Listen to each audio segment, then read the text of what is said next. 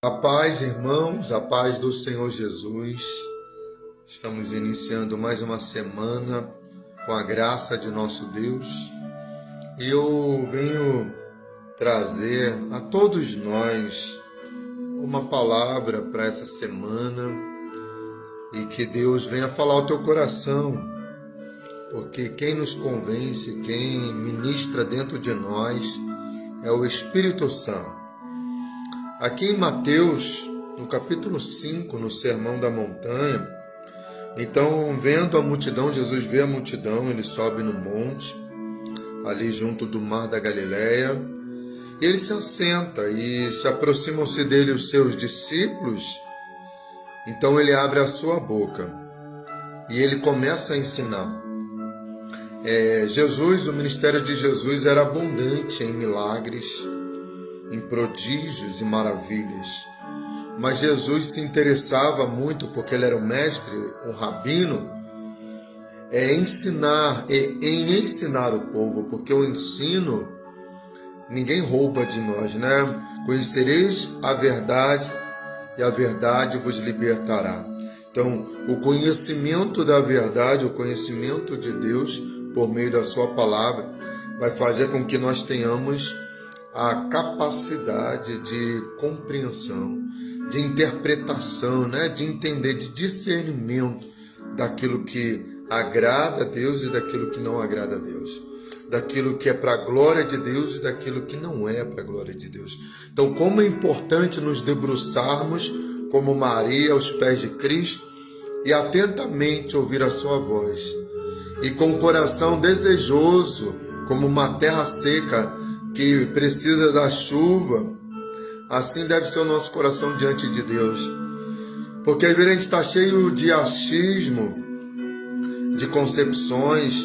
É por isso que Paulo diz que as nossas armas não são carnais, mas elas são poderosas em Deus para desfazer fortaleza, para destruir fortaleza. E a fortaleza na mente, a gente vai criando alguns paradigmas, algumas concepções, algumas ideologias, alguns pensamentos que são antagônicos àquilo que Deus nos ensinou, e é por isso que a Bíblia ela é comparada a uma espada, ela vem e ela também é comparada a um martelo.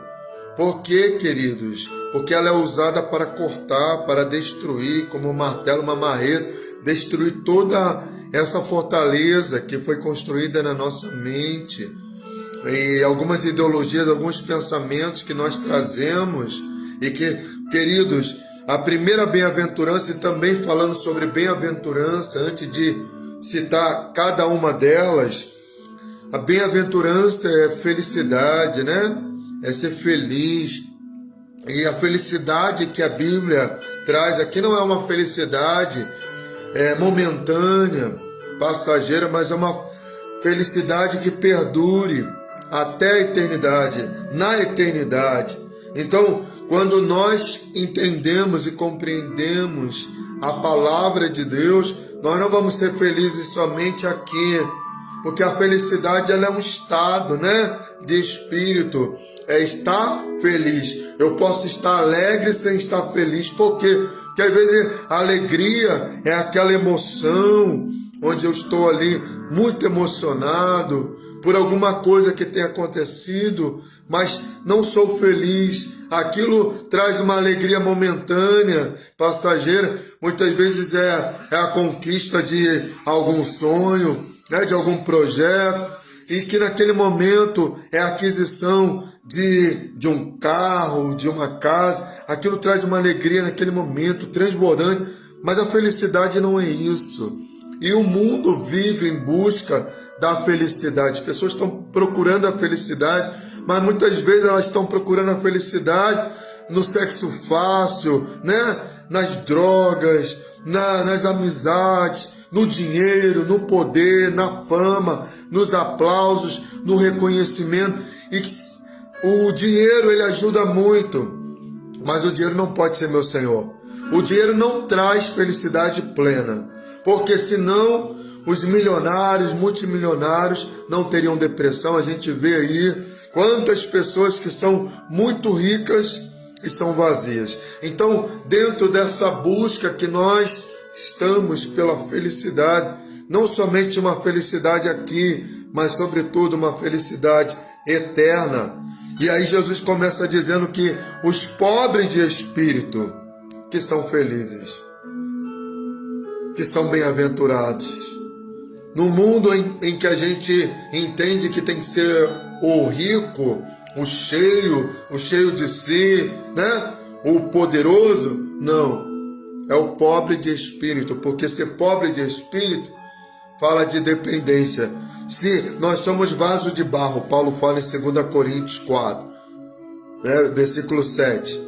E esse vaso ele tem que estar vazio para que ele se encha, não das concepções humanas, das coisas humanas, passageiras, efêmeras, mas esse vaso, ele se enche da glória, da revelação de Deus, da plenitude do Eterno, do Espírito Santo. Então, quando esse vaso está vazio, que sou eu, dependência, reconhecimento de que eu preciso de Deus, de que sem Deus eu não posso fazer nada, sem mim nada podeis fazer. É interessante que Jesus pega uma criança e diz: aquele que não se fizer, que não se tornar como uma criança, não pode entrar no reino dos céus. Eu tenho que estar vazio, para me encher, eu tenho que estar pobre, na dependência, né, de Deus, entendendo que sem Deus eu não sou nada, de que Deus é tudo para mim. Então, bem-aventurados são os pobres de espírito, porque deles é o reino dos céus. O reino dos céus não é comprado com dinheiro, com indulgência, com obras humanas. Boas obras fazem parte da vida cristã, mas biblicamente, na revelação do Novo Testamento, querido, a salvação é um presente de Deus para aqueles que recebem o Filho de Deus. Nós vamos nos pautar levando em consideração que é coerente, que se conhecemos a salvação por meio da Bíblia, então é por meio da Bíblia que eu devo entender como eu devo ser salvo, e não por meio do meu achismo, porque eu acho isso. Não, eu penso desse jeito. Ok, cada um de nós temos o direito de pensar conforme, né, desejamos. Porém, se eu acredito numa salvação e que eu descubro que existe essa salvação eterna e a pensão eterna por meio das Escrituras, é coerente que também eu me renda à verdade que a Bíblia diz e não à verdade que eu acho. Não é verdade, irmãos? Então, tendo em vista isso, a Bíblia diz em Efésios, capítulo 2, que somos salvos por graça, e graça é favor imerecido. É algo que eu não merecia, mas Deus me deu. Como que Ele dá essa graça? Quando eu nasço de novo, porque o velho homem não pode herdar a salvação. Como que eu nasço de novo? Eu tenho que me arrepender dos meus pecados. Jesus começa a sua pregação falando: arrependei-vos.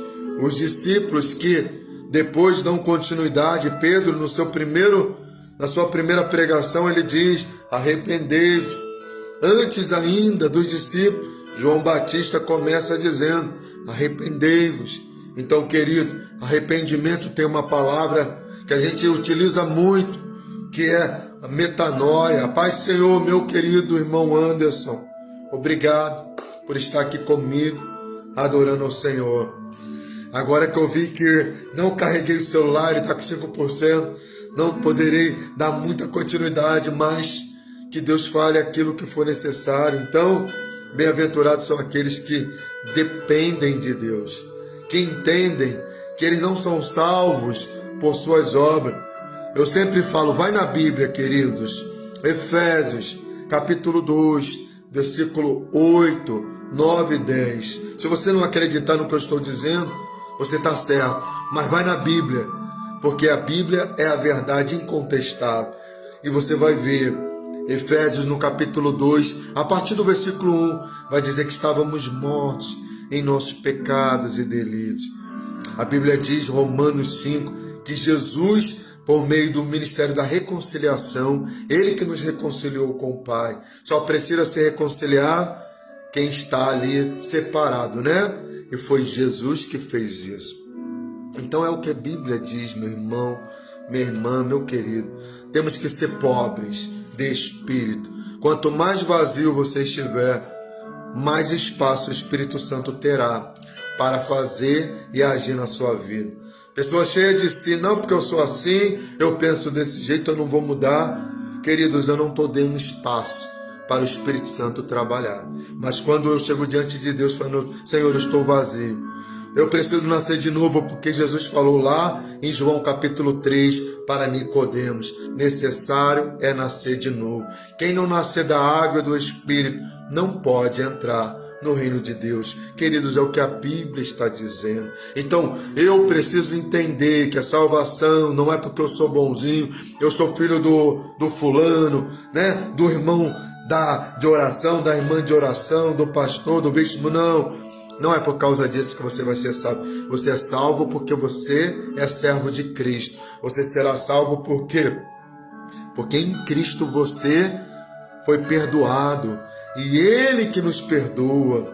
E Ele que se entregou por nós para que hoje nós pudéssemos ter a oportunidade de termos essa esperança. A esperança da glória, a esperança da salvação. Então, se para o mundo bem-aventurados são os fortes, são os poderosos, são os ricos, são aqueles que estão sendo seguidos por milhões de pessoas.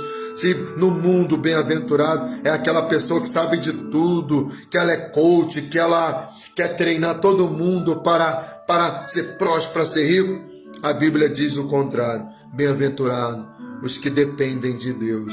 Bem-aventurado aqueles que são pobres de espírito, porque deles sim é o reino dos céus. Com Deus não tem barganha, não adianta. Mas eu sou rico e eu posso, aqui na terra tu pode morar onde você quiser, mas lá no céu, se você não descer diante de Deus, você não vai morar em lugar nenhum. Por quê? Porque existe só um caminho, uma verdade e uma vida, que é Cristo.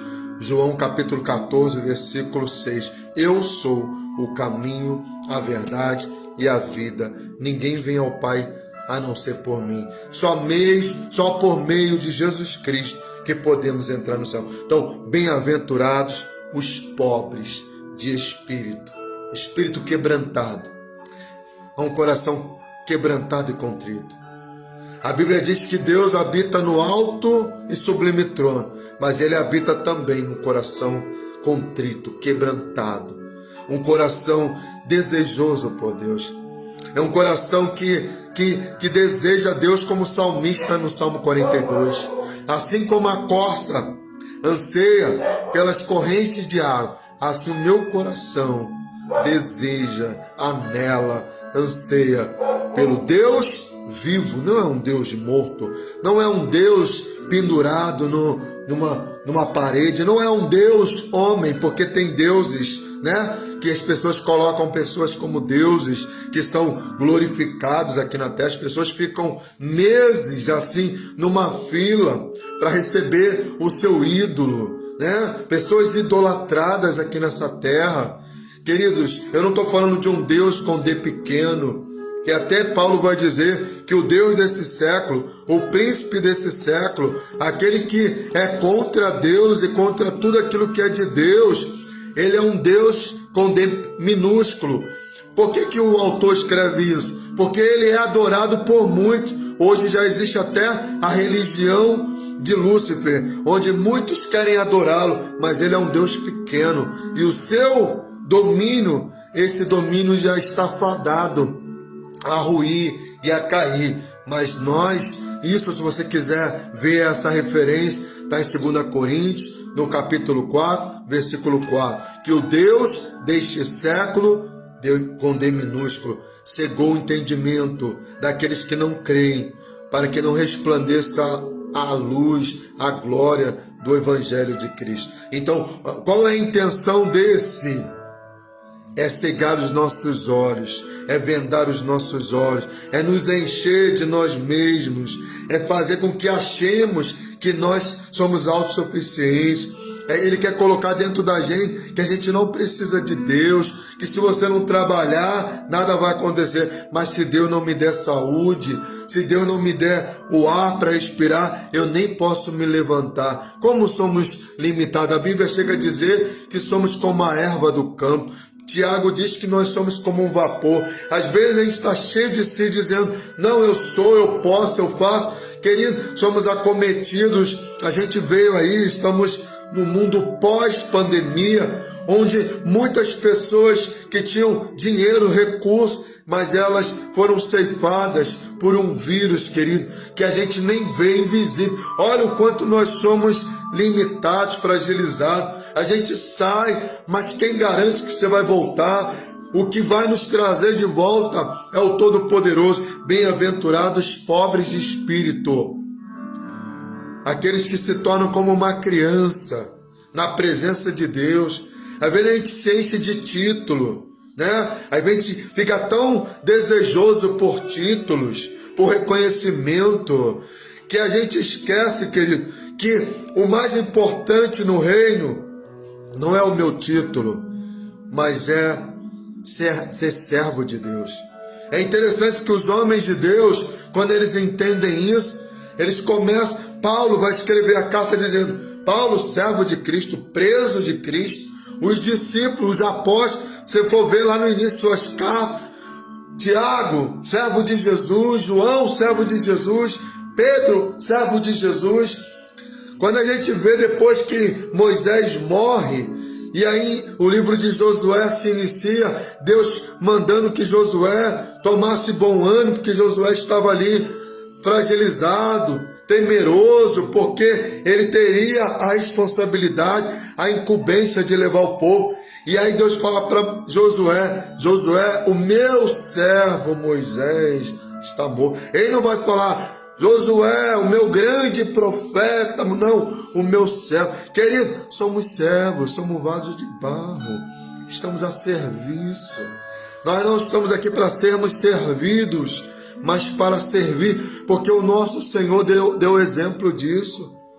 Ele se esvaziou a si mesmo, e nós precisamos nos esvaziar de si mesmo. Aquele que quer me seguir, Mateus 16, 24, renuncia, esvazia a si mesmo, tome a tua cruz e siga-me. Então, querido, o reino dos céus é uma coisa muito simples, não tem esse glamour, não, é sustentação de poder, não, queridos.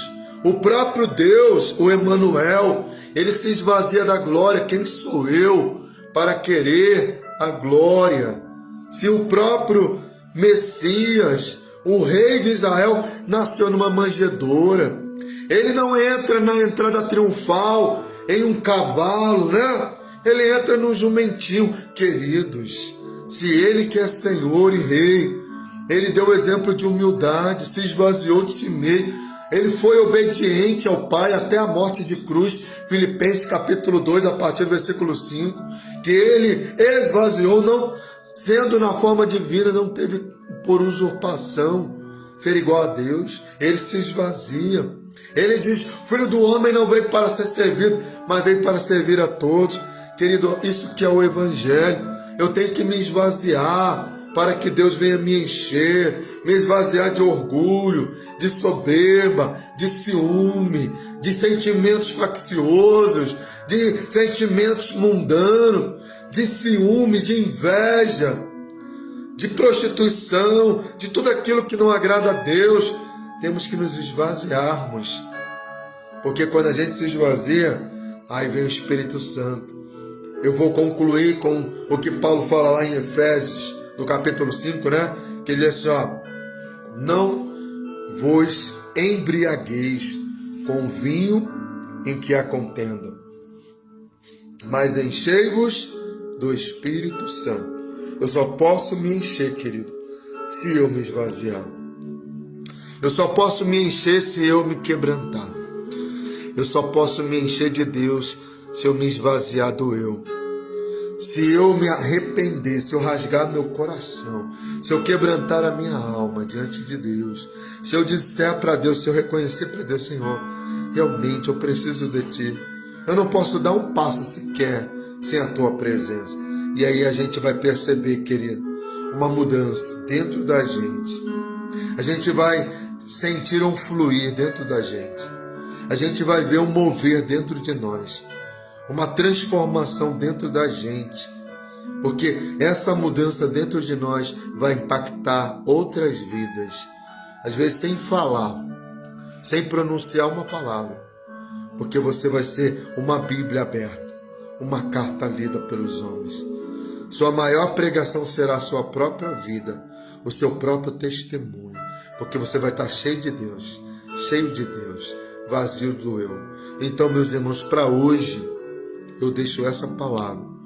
Que a gente seja bem-aventurado. A nossa alegria, a nossa felicidade, a plenitude não está em coisas palpáveis.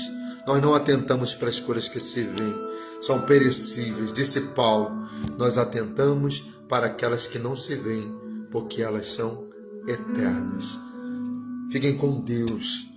Encham-se de Deus, da palavra de Deus, do fluir de Deus, do Espírito de Deus. É o que a nossa geração precisa, de um avivamento, de um retorno para as coisas simples do reino.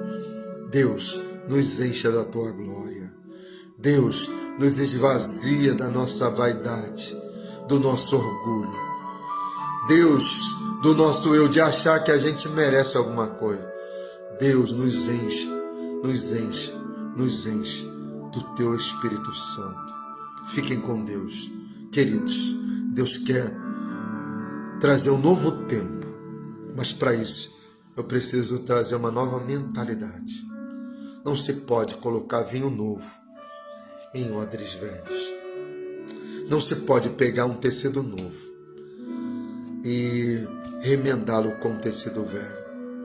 Não, o odre novo é a revelação. O odre novo é o vinho novo é a revelação de Deus, é o Espírito de Deus, é o Evangelho. Mas para isso eu preciso nascer de novo, me esvaziar, para que tanto o odre quanto o vinho, eles venham maturar juntamente. Deus vos abençoe. Fiquem com o eterno. Que a graça de nosso Senhor, Salvador Jesus Cristo, que o grande amor de Deus nosso Pai, a comunhão do Espírito Santo, sejam com todos, com todo o povo de Deus sobre a face da terra, em nome de Jesus. Amém. Graça e paz.